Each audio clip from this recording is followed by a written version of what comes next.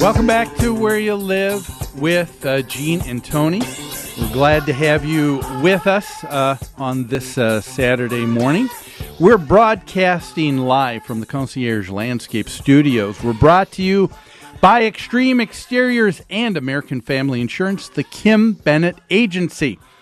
It is now time to hear from the Community Associations Institute. The CAI Minute is brought to you by Start to Finish Maintenance Contractors. Start to Finish provides 24 hours service for all of your home and business maintenance needs. Call Start to Finish at 952-259-1219 for your home, for your business, for your peace of mind. Are you a member of the Community Associations Institute? For nearly 40 years, CAI has provided education and resources to volunteer homeowners who govern community associations and the professionals who support them. Visit caionline.org to learn more. The address again is caionline.org. CAI helps community associations board members by providing online resources, in-person training, and hard copy publications written by association management experts. CAI offers community managers professional development, networking opportunities, and a certification program that is established as the industry standard nationwide. Minnesota has its own chapter of the Community Associations Institute to bring resources and tools from community associations around the country right to your home. Visit www.cai-mn.com to learn more and become a member of CAI today. Your community and management company will benefit from your involvement. Join the Community Associations Institute today at cai-mn.com and click on membership. Like I was saying in our first segment, our first story here comes from the Florida Sun-Sentinel. It's an interesting editorial piece called Living with Rules. Volunteering means you don't get paid. However, some people don't feel that that's the case down in Florida. If you're just joining us, apparently there are a number of political candidates and organizations that lobby for issues that have found that they believe that board members in homeowner associations are a very influential group and can sway the votes of a huge block of voters. We don't think about that too much here in Minnesota because I believe the average size of a homeowners association is probably somewhere between 70 to 100 units. You know, maybe that would be the average overall. We've got a number that are smaller. We've got some that are larger, but that would probably be the average size. But when you're dealing in some of the states like Florida, Arizona, states now that have a very high population of retirees, you're dealing with homeowner associations that are in the thousands. And if you think back of all of the individual precincts that are set up for voting, you can have one entire precinct, or in some of these homeowner associations, they're so large, there's 2 or 3 precincts that make up the entire association, and that's it. So I can understand why people might want to turn to some board members to see if they could be influential. Like I said, though, I don't know about you, but if you're a member of a board of directors, I think a lot of you are probably scratching your head saying, I don't know a lot of people in my HOA that think of me as being that influential.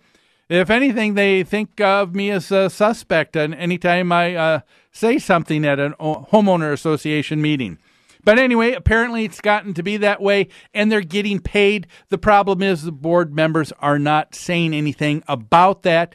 That is a conflict of interest. And one of the things we talked about beforehand is that an association needs to be careful, especially those on the board, that you don't do anything that might end up taking away your nonprofit status. A homeowners association is a 501c3, which is a nonprofit organization. But the more and more you begin to start acting like a for-profit organization, you could have some of those things removed by the IRS and others. And so you've got to be very careful. But first and foremost would be for anybody on the board, if you are thinking of doing anything for any kind of remuneration at all, you should be disclosing. You're never in a homeowners association going to get away from the fact that there's going to be conflicts of interest. Now, a conflict of interest is not only where you might be receiving money. It might also be something where favor or money might be given to someone that is a family member of yours and you're on the board, or a very good friend. Anytime there's any of those types of relationships that are involved with the homeowner association and anything that you are voting or trying to influence, you have a fiduciary responsibility on the board of disclosing. The whole idea of disclosing is you just let people know that there is this possible conflict of interest. Doesn't mean that you don't need that you can, let's see what I'm trying to say here. You can, in this particular case in Florida, people could go ahead and get paid for backing a candidate, but what they need to do is they would need to disclose that. They would need to go one step further and during that period of time, step down from being on the board. They might recuse themselves from a vote so that they are not going to be involved in the final decision. These are some of the things that you do when there's a conflict of interest, and then you kind of take that away because at the end of the day, you can give every individual their own respect, and you let them come to their own decision. And I think that if you disclose, you'll be on solid ground. Anyway, that's what's happening in Florida right now. Kind of interesting. Has anybody had that happen here in Minnesota that you know that a board member's gotten paid? If so, let us know. We've got a hotline where you can call us with your information anytime. That number is 952-224-2668, and you can leave information, and we will discuss and go over what you've shared with us on the hotline at the next show.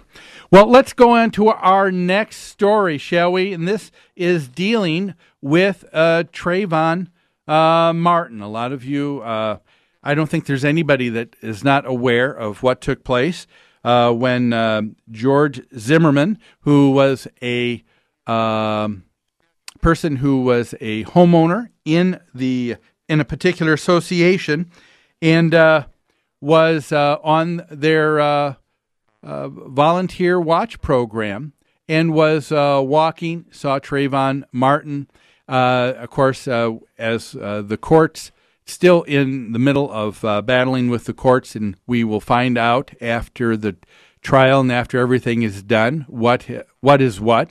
But during this period of time, the result was that a 17-year-old Trayvon Martin was shot and killed. Others are saying that he attacked George Zimmerman. Others are saying that George Zimmerman was the person who did this on his own. But as is the case, anytime you have some kind of issue like this, you have people turning very quickly to the insurance company. And because anytime you're talking about lawsuit, people are asking for sums of money, and that's what's happening right now. Trayvon Martin's mother, Sabrina Fulton, has now asked the homeowner association where this all took place for at least $75,000 and in addition an undisclosed amount. And this was reported August 6th in an Associated Press release. We wanted to talk about the issue of insurance and what's going on here. And anytime we want to talk about insurance, the person we look to is Kim Bennett, who is, of course, a supporter of the show with American Family Insurance, the Kim Bennett Agency. We're happy to have on the show with us Kim. Hello, Kim. Hello, Tony and Jean. How are you doing today? We're doing well. Tony isn't with us today. It's just me today. She has the day off, but okay. I'm certainly appreciative of you taking some time to be with us on the show here. You've had a chance to take a look at this story. We've got probably about a half a minute before we have to go to break here, Kim. Okay. But tell us just in few beginning quick seconds here. What do you think of this particular case?